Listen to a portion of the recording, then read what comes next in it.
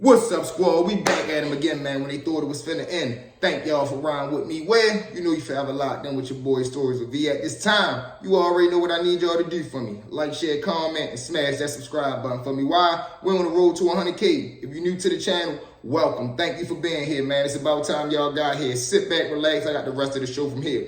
Fire stories today, so you're going to love it here. To the one and only V Squad, man. From the bottom of my heart, I love y'all. I'm nothing without y'all. We're going to continue to move, get bigger and better each and every day. Make sure y'all blowing these algorithms up for me. How can you do that? Share the video, like the video, leave a fire comment. Everybody leave a comment on this video, man. Let's see if we can get 500 views into 100 comments. Next challenge. Cash App is listed right here. Let's see who the next one to support the channel. You get what I'm saying? So with that being said, it's Mr. 3-Piece himself, man. What's going on with the squad? Fire Saturday. We got some fire 3 pieces today. Easter Sunday tomorrow, man. So let's jump in and out of here today. Let's get into it. Story number one. Story number one, man, was a wild story because just the way that it all played out. So I ain't going to bore y'all to death. Let's jump into it. So we got my man, Dirty Dan. Now, at the time I'm meeting Dirty Dan, he got 50 years. So 25 and 25. He got sentenced to 25 years for an attempt that he caught on the streets. Then he got sentenced to 25 years for an attempt that he caught inside the system. So one day we laid back chilling. We got cool because we both gambled, both hustled, both played sports and shit like that. And we was both stand-up men, so it was just natural, you know, real recognized real. So boom, one day we all in the cell just got done gambling and shit. We everybody in there smoking, so we talking about the charges and shit. I'm booked for the home invasion shit at the time, so I'm like, yo, how you end up catching a hit inside? So he ends up breaking the story down. His father had got locked up, you know, doing some time. So his father ended up doing some time. When he come home, he see that Dirty Dan involved in the streets. So him being a good father, he trying to steer his son away from the streets by telling him, listen, man, you keep ripping and running in the streets, you won't end up getting locked up. You think it's a game out here, it ain't no joints in there. You gonna have to, you know, man up and throw them knuckles, or you gonna have to push that joint, or you gonna be in a cell where as though something can happen to you. He like, what you mean something can happen to me? So he tell him, because his father, you know, no disrespect to Mr. Such and Such, he ended up being victimized while he was in there. And he ended up telling his son, trying to tell him like, yeah, shit like this can happen.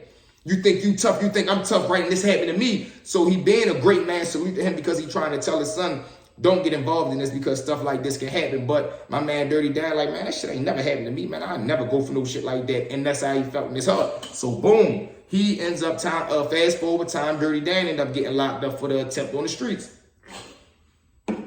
When that happened, for real, Dirty Dan moving around the system. Now, mind you, he a young man that just got sentenced to 25 years. So at this point, his whole mindset is he don't care about nothing. He don't care about nobody. He on straight, let's get it time. So boom, that's one of the worst mindsets that a person can have. And I say that because you start to lose care for human life, man, because you feel like these people that took my life away from me, so you no longer care about nobody's life. That's why they are such dangerous people. You get what I'm saying? So boom, he ends up getting transferred because he get into a situation. When he get transferred up to Roxbury, which is a supermax, he moving around with people that's on the same type time he on. So he establishes himself and make his name, but he runs into the dude that end up doing that thing to his father. He remember that because somebody had ended up saying the dude's name, and he remembered the name because his father had told him the story. So one day he on the phone with his father when he tell him like, look, man, I just got transferred up to Roxbury. So his father like, oh yeah, such and such and them up there, because his father had done time up there again. Hence, that's where the situation happened to him, man. So he like, yeah, but his father hears something in his voice like, man, what's wrong? You all right?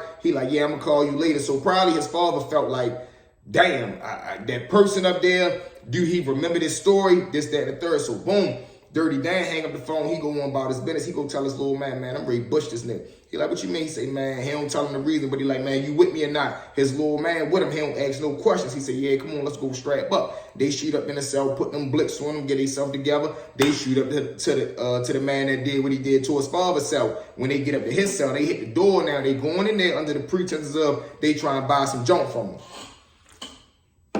So they like, yeah, yo, you on deck? He like, yeah, what you trying to do? They tell him what they trying to get. He like, yeah, man, come on, yo, make it high, step in. So when they step in, he turn around to get the order together. Both of them up them blicks, they get to butchering them in there. Mung, mung, mung, mung, mung. So as they get to hit them, you just hear the dude in there hollering, but all you really hear is Dirty Dan saying, to my father, to my fucking father. He buries him in there. So boom, his homeboy get annoyed because he hit him about 12, 13 times. All in all, the dude ended up being hit like 68 times. But as Dirty Dan hitting him, yelling, my father, he's sensing that, yo, blacking out for real. So his homeboy didn't stop hitting him. He probably hit him like 6, 7 times. He stops himself and blacked out because he heard Dirty Dan keep saying, my father. He grabs him up like, yo, you good? Come on. So he grabbed Dirty Dan up. They break out the cell for real. They shoot down to Dirty Dan's cell. Boom. 30, 40 minutes later, they come. Not even that, probably 10, 15 minutes because the Ted was scared. The shit was annoyed because all you see is literally Dirty Dan and his homeboy come running out of your cell. Both of them got bloody drinks in their hand running down the Dirty Dan's cell. Somebody hit the bubble.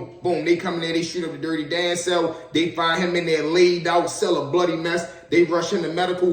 Boom. They immediately go run back the cameras. They shoot the Dirty Dan's cell and his little homeboy grab him up, shoot them up to the hole. They got uptown charges for that. They got charged with attempt inside the system, and they end up getting both 25 years to that. So that's how when I meet Dirty Dan, fast forward at this time, he got the 50 years. Boom, when I hear that story, I'm just sitting there looking like y'all probably looking down like, God damn, bro. Because what do you really think, man? Because you did that being a soldier in a hell of a son, crazy ass situation, fucked up ass outcome, but it's like, damn, bro. I just thought that was wild because the story that he told you was to stop you from going to jail and keep you out the street, but it ended up costing you an extra 25 years on top of the 25 years that you already had for making dumb mistakes. This is the mental and the situation that go on behind them walls, man. So with that being said, let's jump into story number 2. Now, story number 2 was a wild situation involving, we bouncing into the streets with a set of twins. Now, we got my man Twin and them. Cool, laid back dudes for real. Now, one twin, he go holler at my man Big B. Now, when he go holler at B, Big B is the neighborhood superstar at the time. Let's say he got everything you need. You get what I'm saying? He pumping, he hitting any holes. So Twin go holler at him, but Twin on a shitball move. Now, when I say a shitball move, that means he don't got no money, but he know Big B the type of dude that Twin gonna ask him, can you front me an ounce? Now, he might say the ounce might cost him $100. Twin got a sale that's a bird. What is a bird? A bird is a sale. You can sell him a half an ounce for $100, pay Big B back, and then he got the rest of the half an ounce for him to get high all day because that's all he really wanted to do. Keep that in mind.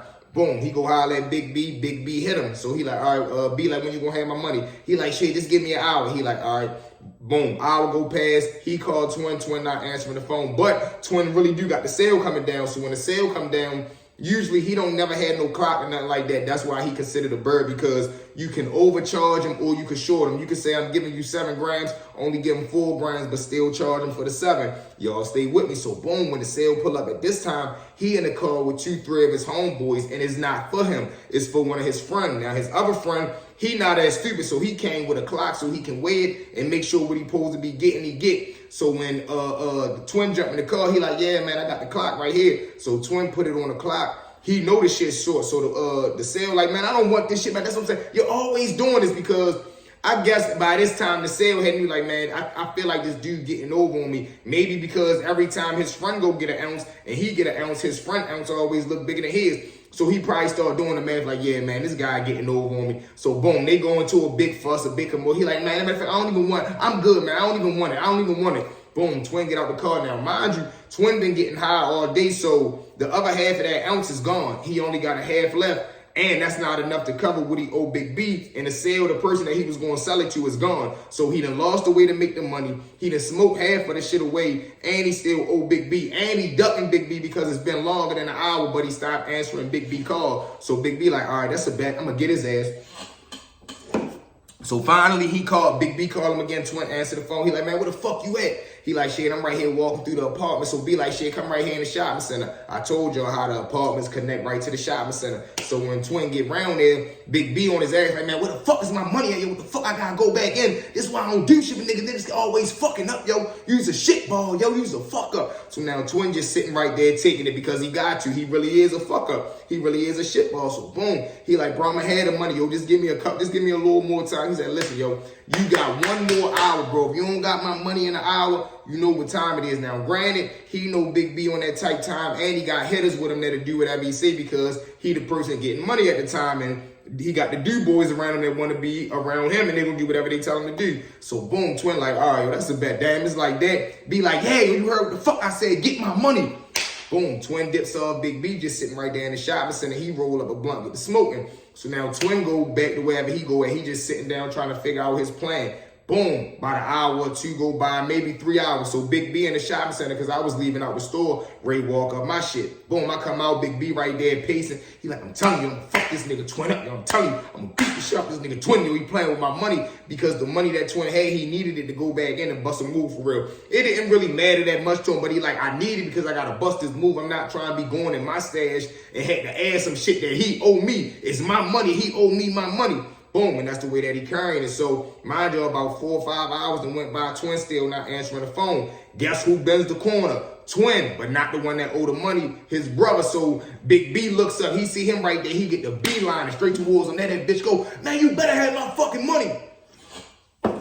So he power walking to him, So I can see the look on Twin face, the brother. I can see the look on his face of confusion, like, man, what the fuck is you talking about, man? He crazy. So when he get to him for real, Big B telling him, man, you got my money? So Twin like, well, man, I don't owe you shit, man. The fuck you looking for my brother? I ain't seen my brother all day. He like, nah, I ain't trying to hear that brother shit, because they was known to play them little flim-flam games. One of them, you'll be talking to one of them and be like, yeah, I owe you the money. See him later on, he'll be like, no, that wasn't me, bro. That was my brother. Then they always play that game. You know how twins do, because they was identical twins. So boom, they get to fussing. Big B say something like, you know what, I'm ready to say I don't give a fuck, and put both of y'all down. He say some other words, but I don't know if I can say that. He said, I'm ready to send both of y'all to the upper room. Boom, I don't know what went off in Twin head. The brother, he just flashed. He had a little pocket knife on him. Sharp joint though. Man, he pulled that pocket knife out. And crazy, this was one of the first time I seen somebody get hit on the streets. Like, you don't really see nobody get stabbed on the street. Boom, he up the blick, hit him straight in his face.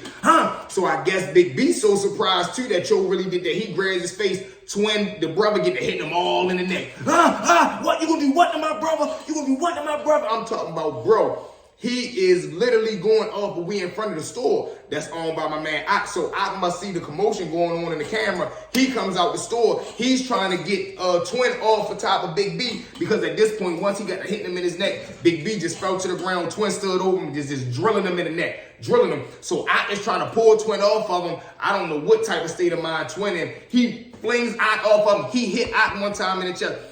Now, I guess when he do that, he hear Ock scream, he snaps back in. He literally just get the beeline and he takes off down the shopping center. Knife still in hand. I'm guessing he running home. So by this time, Andrew, Ock got hit in the chest. Big B just sitting right there laid out. So Ock runs back in the store. He jumped on the phone. He called 911. We all in the shopping center just sitting right there looking like, yo, this is crazy. Boom, about 5-10 minutes later, you just hear sirens coming from everywhere.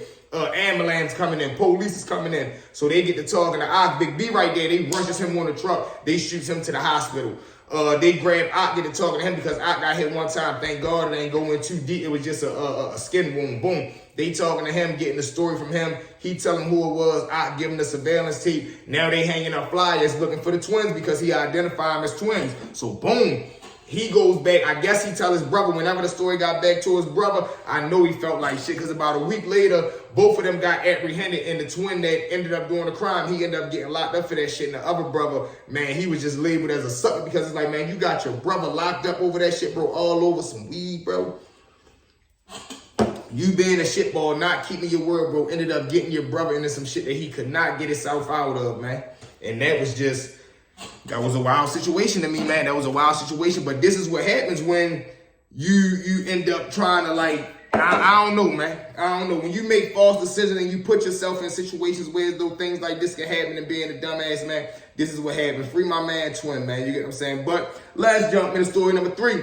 Now, story number 3 is when dudes try to play this cocky role, this eager role, like, you won't play with me and play with my money. So we got a dude on the tail. He known as a point picker bully. Now, when I say that is, he like to just bully dudes that he know ain't gonna give him no kickback. But when it come to dealing with a man, he know how to play his role. But I guess he trying to play with me because he feel like I got a lot of money that he can win, and I feel like he got a lot of money that I can win. So boom, one day we have a lock, and my little man got the dice smuggled in from the little CO. Boom. So he say, man, what's up? Be gamble that shit, shoot that shit. So I'm like, what's up? Shoot it. Boom, we locks in, head up. It's just me and him on the dice.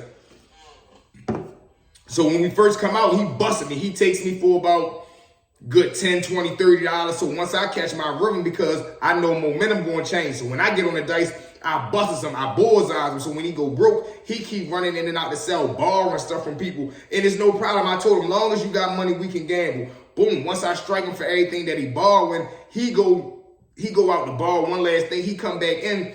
It's like some chili bean shit that I don't eat. I'm like, no, bro, I don't want gamble for that, bro. I'm good. I don't want that. So he's like, what you mean? What you trying to quit? I'm telling him, yeah, I mean, it's quitting, bro. But I mean, if you got some more money or some shit I want, we can gamble. But I'm not ready to shoot against you for some stuff that I don't eat. I'm gonna end up just giving away anyway. No, that's stupid. So he's like, man, I ain't going for that. So I drops the bag. I got all my winning in the laundry bag. I dropped the bag. I step up on him. I said, what you mean? You ain't going for what? He said, man, you heard what I said. I said, yeah, and I'm asking you what you saying. So he walks past me and act like he going to go grab the bag. Man, as soon as I see him laying down like he ready to grab the bag, I hit him with a mean two-piece. Bang, bang. When I hit him with the two-piece, he like stumbles but stands up. He go to jump into me. I ain't gonna lie. He catch me one good time over the top. Boop. But when he do that, though, I ain't with that all that.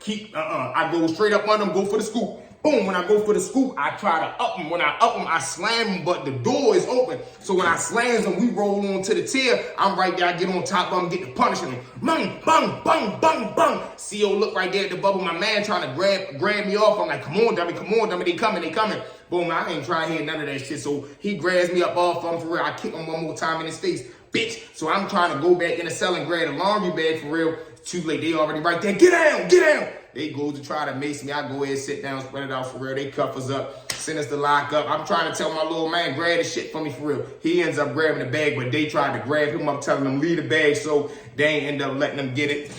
But all that overdone shit. Because you the type of dude, if you the one, you would have demanded your money, but since you lost, you want to buck on the money and tell me you not paying. Then when you lose, you going to try to steal the bag. Like, come on, bro, you know I wasn't going for that. If you see this video today, you know you was dead wrong because you know I wasn't going for that. But these are the situation and things that people try to do. And when people try these things, you got to stand on business and you got to react the way I did. But thank y'all for riding with me. Where? You know you feel a lot done with your boy Story V. At this time, one more time, check your status. Make sure you like, share, comment, smash that subscribe button, y'all. We're on the road to 100K. Make sure you guys hit the like button.